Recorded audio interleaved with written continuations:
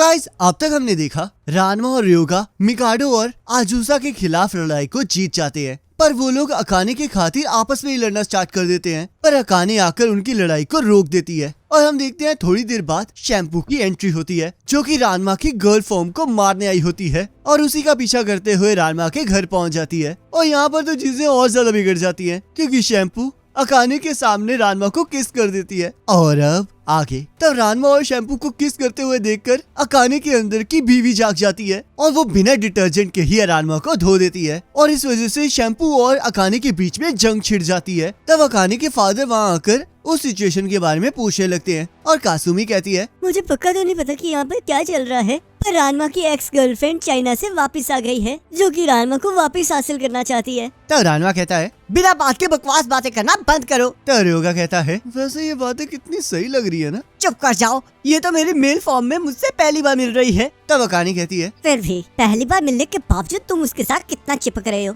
Akane, आखिर तुम ये क्या बकवास कर रही हो? पर अगर सभी को यही लगता है तो तुम जो चाहो वो मान सकते हो। तब शैम्पू फिर से रानमा को पकड़ लेती है, जिससे कि सभी लोगों को ये यकीन हो जाता है कि वो रानमा की गर्लफ्रेंड ही है। और अकाने गुस्से में एंगेजमेंट को तोड़कर वहाँ से चली जाती है। तब अकाने के फादर को अपने बाप का फर्ज याद आ जाता है और वो गुस्से में रानमा को इस सिचुएशन को एक्सप्लेन करने के लिए कहते हैं। तब शैम्पू अकाने के फादर को चाइनीज अमेज़न सूत्रा की बुक देती है और अकाने के फादर बहुत सीरियस होकर उस बुक को पढ़ने लगते हैं। और थोड़ी देर बाद उन्हें ये एहसास होता है कि वो तो चाइनीज पढ़ ही नहीं सकते, तो आखिरकार ये बंदा इतनी देर से पढ़ क्या रहा था। तभी नाभिकी वहाँ आ जाती है और कहती है, इस बुक के अंदर चाइनीज अमेज़न के रूल्स लिखे हैं, जिसके अकॉर्डिंग अगर किसी वॉरियर लड़की को कोई गांव के बाहर की लड़की हरा देती है तो उसे केस ऑफ डेथ देनी होगी और उसके बाद उसे मार देना होगा। पर अगर उसे बाहर का कोई लड़का हराता है तो उसे किसी भी कीमत पर उसे अपना हस्बैंड बनाना होगा। गाइस, ये गांव है कहाँ? मैं भी वहाँ जा रहा हूँ। तब रानमा के पैरों तले जमीन खिसक जाती है और वो कहता है, तुम ये सब कुछ बातें अपनी तरफ से कर रही हो, क्योंकि तुम्हें तो चाइनीज पढ़ना आता ही नहीं है। ये तो तुमने बिल्कुल सही कहा, पर मैं अपने फादर की तरह बेवकूफ नहीं हूँ, क्योंकि यहाँ साइड में जापानीज में भी लिखा हुआ है। तब यहाँ हम देखते हैं अकाने ने अपने अंदर की बीवी को पूरी तरह से जगा दिया होता है और वो रानमा का पुतला बनाकर उस पर घूंसे और लाते बरसा रही होती है। तब रिलैक्स होकर अकाने सोचती है, चाहे हम लोग एंगेज्ड हैं, पर ये सब कुछ हमारे पेरेंट्स ने डिसाइड किया है, तो इसलिए हम दोनों के दिल में कोई फीलिंग्स नहीं है।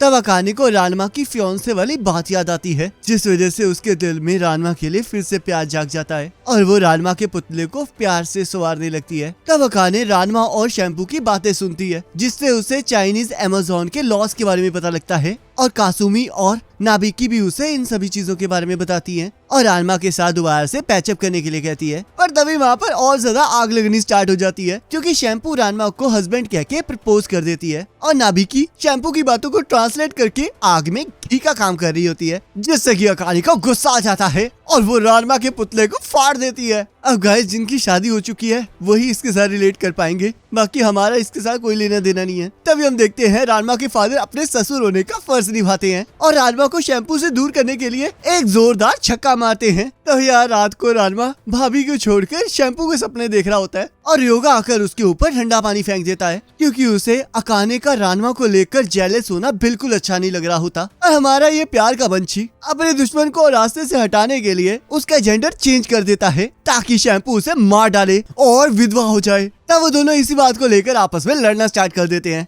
तभी अचानक से रानमा का पैर फिसल जाता है और वो अपनी जगह रयोगा को पानी में फेंक देता है, जिससे कि वो पिग में कन्वर्ट हो जाता है। तब रानमा कहता है, जरा ध्यान से सुनो, अकाने बिना बात के ही जेलस फील कर रही है। और तभी रानमा को एहसास होता है कि उसके पीछे उसकी होने वाली बीवी खड़ी है, जिस वजह से उसके अंदर डर बैठ जाता है। तब अकाने बड़े प्यार से कहती है, चिंता मत करो, मैं उदास बिल्कुल भी नहीं हूँ, क्योंकि हम लोग अब तो एंगेज है ही नहीं। तो जाओ फिर उसके साथ जाकर गुलछरे उड़ाओ। और रानमा को एक जोरदार थप्पड़ मारती है, जिससे कि पीचैन बहुत ज्यादा खुश हो जाता है। और देखा जाए रानमा की किस्मत तो सच में बहुत ज्यादा खराब है, क्योंकि पहले तो वो एक बीवी से मार खाता था, अब दूसरी भी आ गई है। तभी हम देखते हैं शैम्पू आकर रानमा पर हमला कर देती है ताकि वो उसे मार सके और बेचारा रानमा अपनी जान बचाने के लिए इधर उधर भाग रहा होता है। यहाँ बेचारे रानमा से एक नहीं संभल रही है और लोगों को वैरायटी चाहिए। वैसे देखा जाए कैरी मिनाटी ने भी अच्छी बीवी ढूंढी है।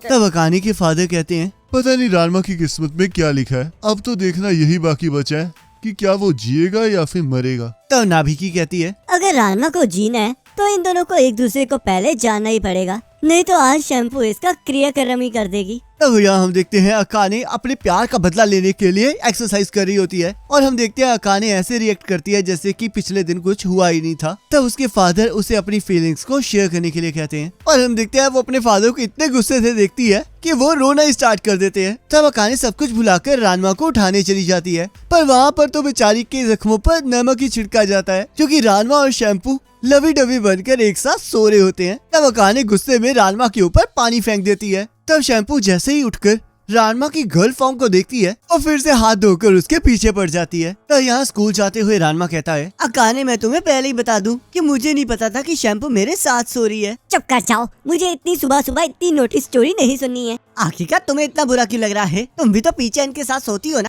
अब तुम एक बिग से जेलस हो रहे हो। अपने आप को इतनी भी अहमियत मत दो, तुम्हारी जैसी लड़की के लिए वैसे भी कोई जेलस क्यों होगा। तब अकाने रानमा को बैग से मारने लगती है और यहाँ हम देखते हैं अकाने को इस तरह जेलस होता हुआ देखकर हमारे आशिक का दिल टूट जाता है और वो सोचता है, अकाने मैंने सोच लिया है कि मैं तुम्हें बिना गुड बाय कहे ही चला जाऊंगा क्योंकि मैं तुम्हारी जिंदगी में सिर्फ एक पेट के तौर पर ही वैल्यू रखता हूँ। और तब हम देखते हैं रयोगा का डेविल उससे बात करना स्टार्ट कर देता है जो कि उसे शैम्पू के वहाँ आने का फायदा उठाने के लिए कह रहा होता है जिससे कि वो अकाने को हासिल कर सकता है। पर उसका एंजल उसे रोकने लगता है और उसे रानमा के मरने तक का इंतजार करने के लिए कहता है। अब तो समझ नहीं आ रहा कि डेविल कौन है और एंजल कौन है। तो रयोगा कहता है, पर अगर अकाने ने ये कह दिया कि वो अभी भी रानमा से प्यार करती है तो मेरा तो दिल ही टूट जाएगा, तो इसलिए मैं जा रहा हूँ। पर तभी हम देखते हैं रयोगा की किस्मत ही खराब होती है क्योंकि एक दादी उसके ऊपर पानी फेंक देती है और वो पीचेन में कन्वर्ट हो जाता है जहाँ शैम्पू आकर उसे ले जाती है। तब यहाँ शैम्पू अपने प्यारे हस्बैंड से मिलने स्कूल चली जाती है जहाँ वो रयोगा का कबाब बना कर ले आती है और रानमा को बड़े प्यार से खिलाने लगती है। तब रानमा को पहली बार रयोगा को लेकर सिंपैथी फील हो रही होती है